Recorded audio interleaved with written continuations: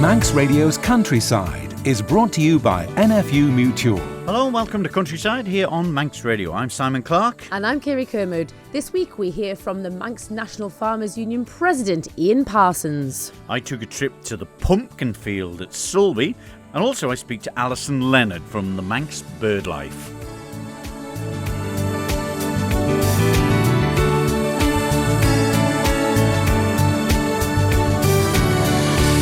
Firstly, Kirree, it's been a stormy old weekend, hasn't it? So that'll have ruined some of the plans for people with the animals outside. Well, this is it. We've had a good run. It has been dry and the ground has held up well with plenty of grass cover, like we said last week. But the rain, it came in abundance. It was probably needed to freshen things up, but it just reminds us of what time of year it really is. Yeah, a couple of messages in mentioning about livestock escaping, but we'll leave that for news teams. We'll not delve into that on Countryside. We've got enough to get on with on this week's programme, certainly. And the first person I spoke to was the Managing Director of Manx Birdlife, Alison Leonard, to find out how the Manx birds were coping everything and whether there'd been any surveys carried out lately. Manx Birdlife have just completed a full island census of breeding chough, which is obviously one of our really iconic Manx bird species. Which was survey work carried out over the summer months, covering pretty much all of the island, all 124 known squares, kilometre squares that have had previous breeding chough. Found a few new pairs, but overall, unfortunately, numbers are down on the previous census that was carried out in 2015. Sorry. So what? Is that a worldwide trend, or just it's just been noticed on the island? That's just on the island. When you look at the British Isles as a whole, it's incredibly interesting because here in the Isle of Man, we've always had a really good, steady population, but over the last 10 years, we've seen this decline. Northern Ireland, they're pretty much gone as a breeding species. In Scotland, they're on their way out as a breeding species. There's not very many of them left. But then you go to Wales, where they're doing really well and have done for quite a few years. And then the south of England, where historically they haven't bred, but over the last 10, 20 years have made a comeback. So it's a really, really mixed picture across the whole of the British Isles. It's really interesting. Does anyone ever get to the bottom of why the birds move from place to place? They decline in some areas, growing in others? No, I mean, with choughs, it's an interesting one because they're a very sedentary bird. They don't migrate. They don't tend to move very far. We know that the population that we have here on the island, quite a few of them are colour ringed, so we're able to track them. So we know that they haven't, very few of them have gone across to the UK, to Wales. A few have gone to Wales mainly. But there's a lot of work going on at the moment, and it's no one single thing. So, I mean, in Scotland, they know that a lot of it's related to genetics. They've hit a bottleneck with the genetics, and that's why a lot of the birds are inbred. We don't know if that's the case here on the island. It's something we'd very much like to look into. And then it's all mainly about habitat. So chough are very dependent on grazing animals. So it's, have there been changes in the grazing regimes, the farming practices? Yeah, there's no one answer, but there are lots of people who are looking at this and trying to find the answers. But of course, we spoke about the choughs there. I mean, has there been any noticeable trends in other bird species on the island that you've noticed yourselves? Yeah, I mean, the main group of birds that have struggled in the previous years are the farmland birds. So things like curlew, redshank and lapwing, which are waders. They're pretty much gone as a breeding species on the island. We've lost yellowhammer, which is one of the farmland species. So yeah, they were very prominent when I was young on the farms, growing up on the farms. Yeah, beautiful little bird. Really, the males are such that gorgeous bright yellow, so really distinctive and really noticeable. But yeah, in the last 20 years have gone. Same with corn bunting. So yeah, unfortunately a lot of our bird species are struggling. Just the changes in the world, I suppose.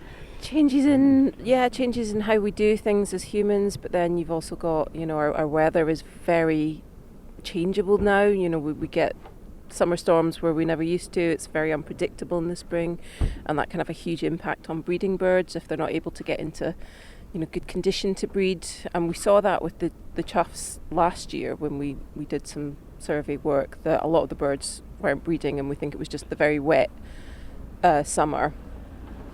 But then, so climate change is having an impact, and as are humans. But it's coming up to the colder weather, coming towards the winter now.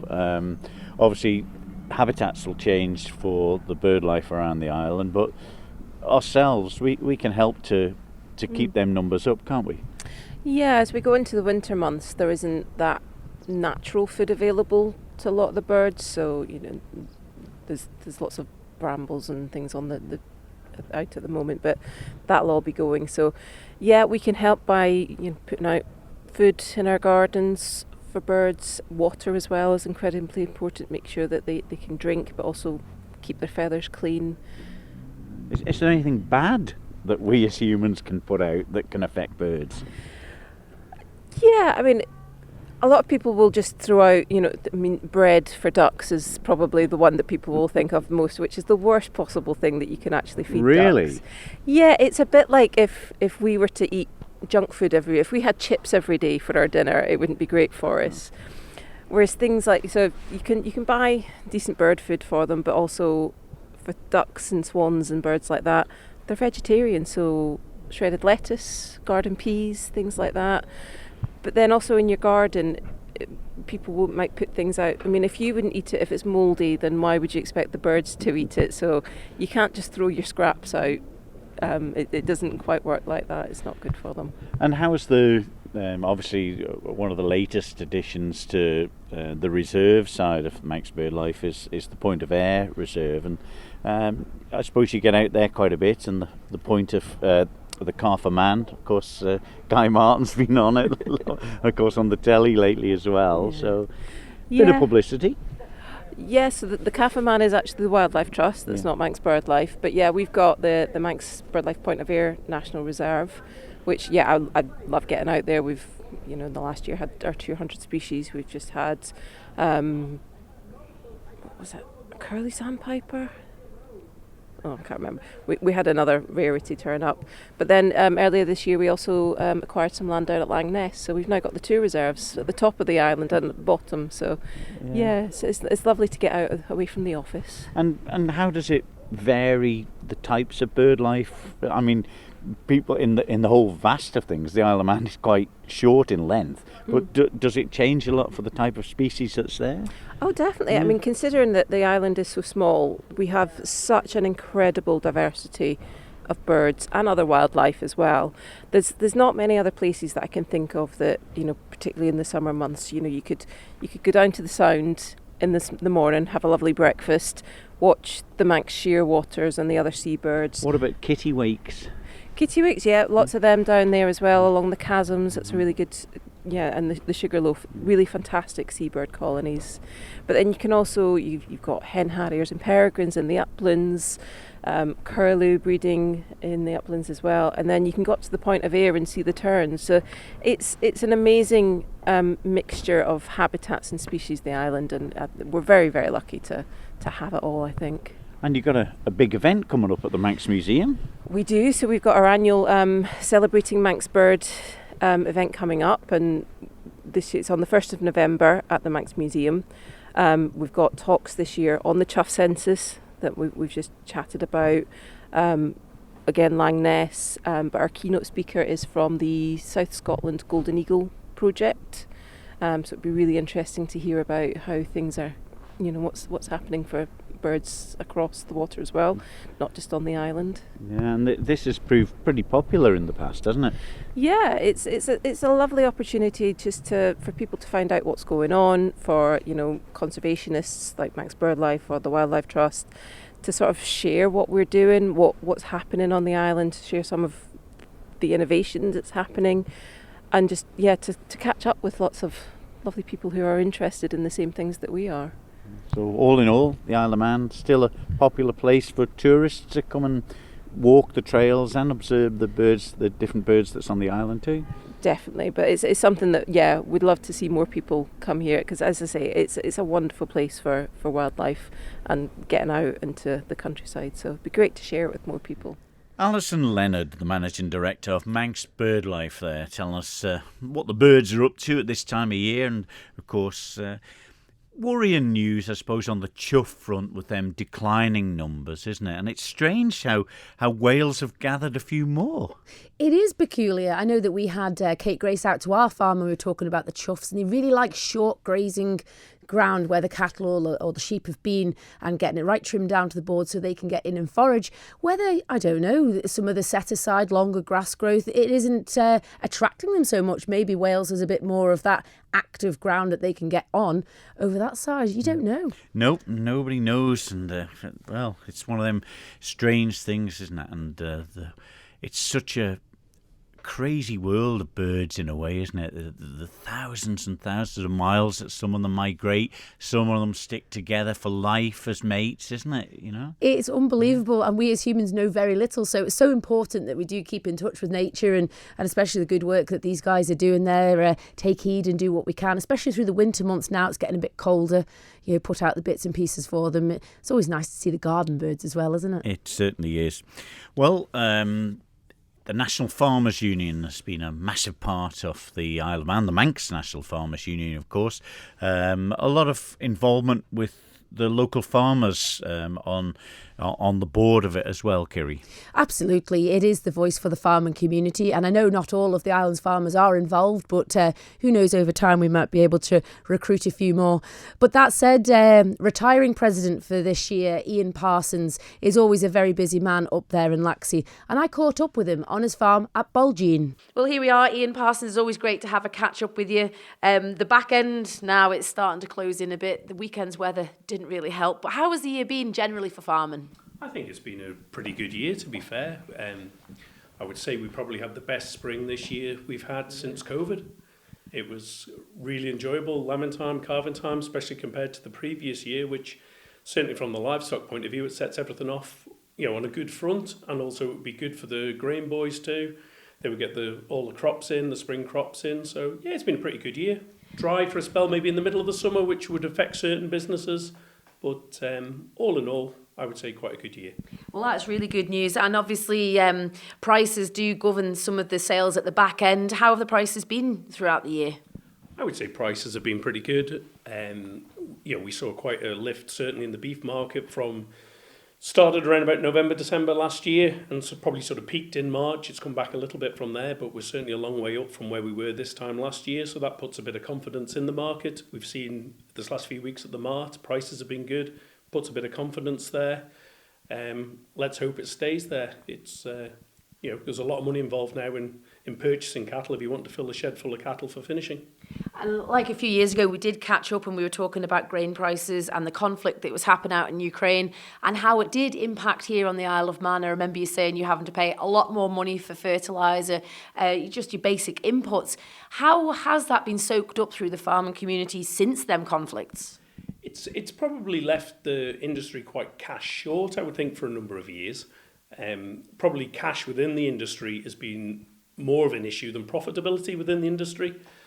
Hopefully, with the increase in the red meat sector, we will sort of see a little bit of that return, cash back into the industry. The dairy job's we're very fortunate over here. The dairy job's quite stable compared to the UK and the world market. I think it needs to be recognised that Kirree do an excellent job in sort of stabilising the industry here. They might not have the big highs that we see at times, but they also generally stay away from the lows. Though they will, it'll be a hard winter, I think, probably from the dairy side. Prices come back a little bit, and it's forecast that there could be quite an oversupply of milk within the UK. So yeah, let's just hope that stays sort of stable. The grain side over here is fairly sort of stable in their grain price. The UK grain market is pretty low, to be fair, and I think there'll be lack of crop going in the ground because they won't be making money on what they're selling the product for. So. And is this because of shipping around the world, global supply? Yeah, I would think it probably is. There's been a lot released out of the Ukraine, which is sort of, it probably a poorer quality product because it's been stored for a long time, but it has crashed the market a little bit.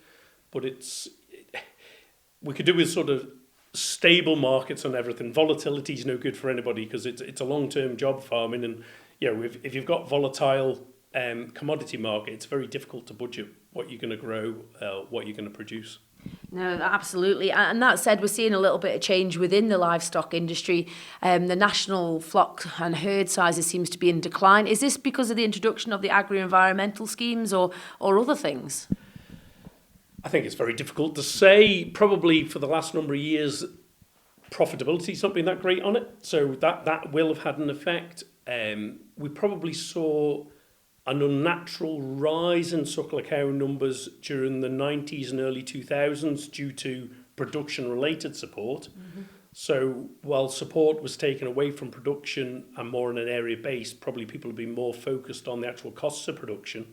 So therefore, if it's not, it's very expensive, certainly with the suckler cow, to keep a cow all year, just to produce one calf. So we've probably seen, I would say, certainly in the Isle of Man, we've seen the suckler herd probably go back to where it was more pre-production related support. Back then, more of the beef did come from the dairy sector. And I think the UK figures I last saw, 68% of the beef was expected to come from the dairy sector this year. And do you think it will ever go back to being subsidised, incentivised to produce more beef locally? The population is growing, they need to be fed. Do you see any of these herds increasing again? Well, hopefully the market will dictate that, and it'll be market-led rather than subsidy-led. It should be supply and demand. We're seeing certainly throughout the UK, and even more so in the Isle of Man, where we're nowhere near self-sufficient in food. I think the UK is 65% self-sufficient in food. So that's a very naive situation to be in as a country. And from what we've seen lately, we're even more so here in the Isle of Man. So I think there's got to be that concentration on producing what's required more locally, but it should be market-led and not necessarily... I'm of the opinion that subsidies distort the market price and distort what people produce. It should be market-led. Absolutely, and like you say, with an ever-growing population, we need to be in a good place here on the Isle of Man. And with that said, Ian, you've been leading the Manx National Farmers Union here for 4 years now as a president, and you've been involved heavily. I do believe you're looking to step back now. 1 week left. Yeah, I think it's time. Done 4 years. I was vice for 2 years before that, so there's a really, really good team in the NFU, and it's not one person that leads it by any shape or form. It's very much a team from board to Sarah and Carolyn. They're fantastic. So it's very much a team effort. It's not one person that leads it. And what have you enjoyed most over the 4 years? You'll have seen a lot of documents come over your desk, relating to all aspects of agriculture. Oh, that's a tricky one. I've enjoyed working with the membership. We've got a really good bunch of farmers out there that produce a fantastic product. So it's really good to be working with those people. It's good to try and get some of the schemes over the line. It takes a lot of doing. We've seen a little bit of progress with the shipping report in trying to help with product coming on and off the Isle of Man. We've seen a bit of a change in some of the support structures and trying to sort of target more active farmers. I think it's important that it's the active farmer that receives any kind of support rather than just people that are just maybe not producing maybe to the same level. It needs to be targeted in the right direction. A lot of frustrations on the way. I feel at times got a big flat spot in my head where you feel like you're banging your head against the brick wall. We've had times where it's been quite frustrating dealing with government, though more latterly, certainly last couple of years, we've maybe had a more proactive arrangement with government and working with government. So let's hope that continues. And Murray Kringle will be stepping up into the position of president. He's been supporting you along the way, Ian. Yeah, he's been tremendous support. He's the voice of reason, I always say, with Murray. I probably can be a little bit more volatile, but Murray's just very calming influence and certainly been a very good guide alongside me. And going into the winter now, Ian, you'll have more time on your hands. How's the farming looking for that? Yeah, it's as I say, it's been a good year, good autumn. It was quite wet there in September, but we've had a good October, so that puts things in good sort of level. Stock are in good condition, which is always nice coming into winter, plenty of feed made. So, yeah, hopefully we need to catch up on a bit more fencing and stuff like that. So, And you've got a good team here at Bolgene, I must say. well, I think that's where I need to start with what's allowed me to do the NFU job. Between Finn and Robbie and the family helping out. Emma's now working on the farm with us as well, but the rest of the family, there's no way I could have put the time towards doing the NFU job if it hadn't been for them supporting us and picking up the slack when I walk away in the middle of a job to go to a daytime meeting. And is there anything, Ian, you would have done differently as in your position as president of the Manx National Farmers Union? Oh, I'm sure there's lots I should have done differently, but off the top of my head, I'm not sure that I could just think of anything specific that you would change, but it's been really enjoyable, and the interacting with the general public at the shows is always very rewarding as well, and just trying to get that message across of what we do actually do. And I think that's where sometimes the farmers themselves fall down. They aren't very good storytellers, but these people are our consumers, aren't they? And the NFU has a real part to play in that. Yeah, and it's not just that, it's also, I think as an industry, we undersell what we do outside of just producing food, you know, whether it be clean water, clean air, the way the island looks, that's all of us as a result of what we do every day whilst producing food. And I really do think as an industry, we need to sell that an awful lot more. And I think some of the work that Sarah and Carolyn are pushing on with the Manx farmers for teachers, you know, to go into the schools and educate, I suppose it starts with the consumers at a very young age. Absolutely. Like Sarah and Carolyn have been so passionate on that. And along must give Paula Kirree a mention for the work they've done as well in the primary schools, but now that they're moving on to the secondary schools too, it's so important because, you know, they're the food purchasers of the future, and we've got to get that story across of what a good job we do over here, both in the type of food we produce and the way we look after the island. And, you know, that message starts at a young age, and we need to continue to push that hard. So will you miss your role? Yes, I probably will. Yeah, no doubt about it. I've really enjoyed it. As I say, I've been very fortunate to work with a really good team and a really good young team on board as well, which, you know, the union, I think, is set up quite well for the future, and it's been quite rewarding that we've increased the membership this last number of years, and we've increased it while there's been a reduction in active farmers on the Isle of Man, so that's quite rewarding that we've managed to do that as well. There we go. That was Ean Parsons from Bolgene and Laxey, the Manx National Farmers Union president. Yeah, and he's been a good voice behind the Manx National Farmers Union, hasn't he? And it's sad in a way that he's stepping down, but I'm sure there'll be lots of enthusiastic replacements. Absolutely. Ian's been great and a very strong-voiced person at that. He's covered so many topics like he mentions there, and he will be missed, but I know he'll be in the background with a lot of guidance. But it's great to see Emma, his daughter, coming onto the farm, the next generation to take over there in Laxey. So we wish him well on everything that they do up in Bolgene.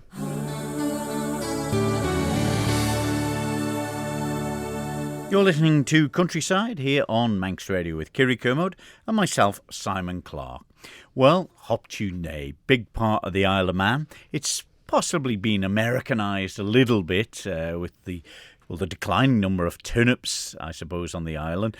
But pumpkins seem to be fairly plentiful over the last few years, and I popped along to the pumpkin field at Sulby to find out more about the growing techniques and how popular the pumpkins are, and I spoke to Richard Spate. Oh my goodness, we couldn't get parked here. It's busy. Definitely a busy day today, lots of people down here. It's been nice looking up and seeing the fields, just been full all day, so that's been really good.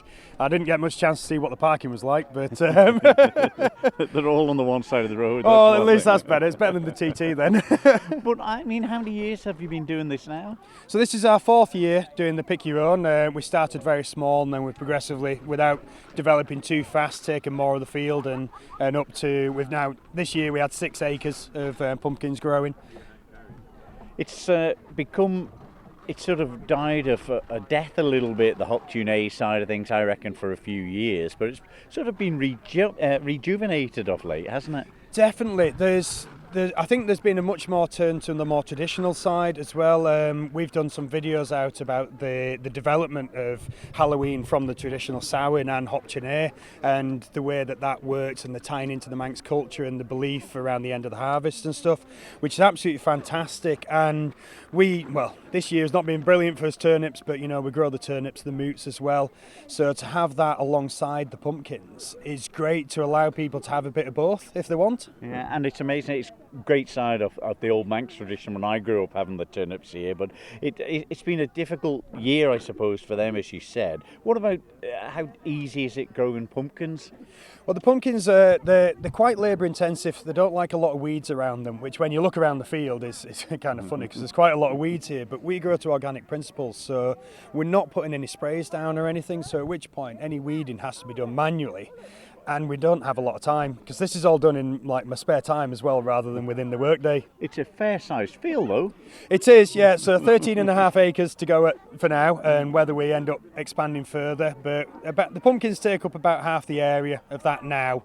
And I think next year we'll have them a little closer together to try and get a bit more canopy cover to cut out some of the weeds. Pumpkins, though, I mean, I always grew up with turnips, but the pumpkins seem to be more, I suppose, easier way for the kids, and probably less fingers getting cut with tuning them out. Yeah, well, obviously, I'm not from the island, but I remember the turnips when I was a kid from when I was in Yorkshire as well. And yeah, carving out turnips is not an easy thing at all. Going away with the blade drill to try and cut out the middles. We've all seen down at the National Heritage their little machine to hold them. And I think the pumpkins just they make it so much easier, and a lot of people are now going to painting them, so they're not even carving them. They'll paint something on them, sit them on the steps, or keep them on a table in a display, and that's what we've really tried to kind of embrace with the lots of different varieties. We've got the whole stand there of the miniature little pumpkins, lots of different colours, lots of different shapes. It just creates something a bit interesting, so instead of having to do the good old jack-o'-lantern, people can do what they want. You mentioned about varieties. A lot of people will think there's pumpkin's a pumpkin, but not the case. No, pumpkins literally every shape, different size of pumpkin. I think my seed supplier, they have over 100 different varieties in total. We grow on different years, the most we've done is 12 varieties. This year we had 6 varieties. But even your normal pumpkin, that you're just a round orange ball, if it's a small one, that's a different variety to a big one. It's not just a smaller one, they all grow to that size. When you started this venture, how has it progressed to 4 years later? Well, the first time we started, right where we stood now, we grew 500 pumpkins and a load of turnips, and it was done as just something my wife came up with the idea. We hadn't seen something in the north of the island with people doing this, so we said we'll give it a go. And all we wanted to do was provide somewhere for some people to come out, pick some pumpkins, have a bit of fun, and take something home, and it be affordable as well. But it's great that you see the pumpkins possibly from where you've been growing them here as well, at other places where they're providing something for the kids to do as well. Yeah, that's it. There's lots of different things. We just had Andrew's school just came down earlier today, and they asked if they could get some off us. So we've worked out a really good deal for them. So I'm guessing they're going to go into one of the reception classes. We also provide to various different catering outlets. I know we've just dropped a load down to Black Dog in Peel, and we also have the Hopchinay sauce. That's made with their chilies and our pumpkins. So it's great to actually work with other providers around the island, which mostly end up in the north, to give these opportunities out. And it's great that the kids, they love it, the trick-or-treat as it's developed from the American side of things, like half of the things in the world today. But our traditional Hopchinay, the kids with their lanterns and pumpkins, and there's something for the parents as well, because some very useful recipes can be made from the pumpkins, can't there? Oh, definitely. Yeah. It's something we'd actually considered whether we wanted to do recipe cards that people could take away, because we were absolutely astounded by the amount of different things you can do with the pumpkin, whether you're roasting it, you're making soups, you're adding things, even just using it in hot pots and stuff as well, and different, again, like I was saying with the varieties, some are much firmer and others are really soft, so better for soups. And yeah, the opportunities which are there, and I know that a lot of the parents we've seen down here Obviously, the kids have had a good time running around in the field and being a little bit wild. But the amount of parents was saying, "Oh, the kid wasn't interested, but we had a great time," you know. And it's really nice to see that it's not just the kids which are enjoying it; it's all the way through to the adults. And what about the planting of us? Do you wait for a windy day and throw a few thousand seeds in the air and hope for the best? I wish it was that simple. We've tried to sow the seeds direct in the past, and last year we had a really bad year, which is one we're just kind of like putting down to experience. Whereas this year we grew all little plug plants on from the seeds which we'd harvested and buying in from our supplier, just to kind of keep a bit of interest going on the varieties. We planted them into a plug plant, and my eldest son sat on the back of a homemade planter and put them in one at a time as I drove down the field on the back of the tractor. Well, it's great to see it so popular and so many kids running around here. It's not a warm day and it's fairly windy out, but it's just great to see them out enjoying themselves, and as you say, the parents as well. Yeah, well, that's it. You know, that was the main idea, getting people outside, meaning that you're not just stuck in front of a screen or anything. It's like, I'm going to be down here tomorrow. I think there's a weather warning out for tomorrow. But if people can only make tomorrow, well, I work outside in it every day. It means nothing to me to be out in the rain. If someone could come down here and have a bit of enjoyment, and you just kind of got to take it. And usually this time of year, the weather's going to start to turn, but it does. We've had one year when, as first year, it absolutely binned it down on the day, and we're still sold out. You know, we had floods of people coming in white trainers and braving the mud. Right, so what's your name? Alexander. Okay, and what are you going to do with your pumpkin? I'm going to carve it, mouth up, and then give it some eyes. As well, what's your name? Freddie. Okay, have you got one as well? Yeah, what are you going to carve yours into, or are you going to paint it? I'm going to carve it and put a candle in it. Oh yeah, oh that'll be nice, and you're going to scare people with it? No. No, what about you, what's your name? Finley. Yeah, and have you got one too? You've got a bright orange one. Did you pick it yourself? Yeah. Yes. And what are you going to carve? It is a microphone, yes. What are you going to carve yours into? Paint it. Are you going to paint yours? Yeah. And do you do it every year? Yes. Yeah. And do you hope to get many sweets and presents from it? Yes. Yeah, you're going to go out singing? Yeah. Yeah? Yeah. Yeah, what are you going to sing? Nothing. Nothing? Hop Junie. Yeah, you're going to sing Hop Junie? Yeah? Look. Wow, that's a big one, isn't it? Yeah? Are you gonna name the pumpkin anything? Yeah. What? Yeah. What are you gonna call yours? Kimmy. Richard Spate there from the pumpkin field, and some of the kids who had, were heading away with their pumpkins. Great conversations with them, weren't they? They'd be absolutely delighted to head off with a pumpkin, but you can never get too many words out of children when they're that happy, you know. It's always great to be out in a muddy field, isn't it, this time of year? It's just, something special about Hop Junie. Yeah, it was great, and it was interesting, you know, that, the sort of Manx traditions we were growing up with the turnip side, but you can see why a lot of people have turned to pumpkins. It's a bit easier. Too many bent spoons. Yeah, there is that. But of course, with the dry spell they had, and the like Richard mentioned there, no irrigation system. It was tough to grow them, but they had to go anyway. But it was certainly popular, and it's great to see that the kids going out see how it all happens, isn't it? Well, this is it. Like you say, who knew there were so many varieties of pumpkin, and how you actually put them in the ground. It's very similar to potato growing, like you mentioned there, but it's all that educational sort of things. We find a pumpkin in a basket at the supermarket, and little do we know how it even evolved. Yeah. But isn't it weird how we're talking about irrigation here on the Isle of Man with especially this weekend with our mixed weather? But the north did take a hiding this year, and well done to everybody that did try to keep on track. Indeed. Well, don't forget, if you've got anything for Countryside, leave a message for Kirree Como or Simon Clark at Manx Radio, or you can send an email to countryside@manxradio.com. Some of the content, obviously we have to shorten to fit into the programme, but you can find it all on the longer versions on Manx Radio's website on our podcast. So you can just download that, doesn't cost you anything, and we'll be back next Tuesday with more from the countryside. So until then, from me, Simon Clark, And me, Kirree Como. we'll see you next week. Ta-da. Bye-bye.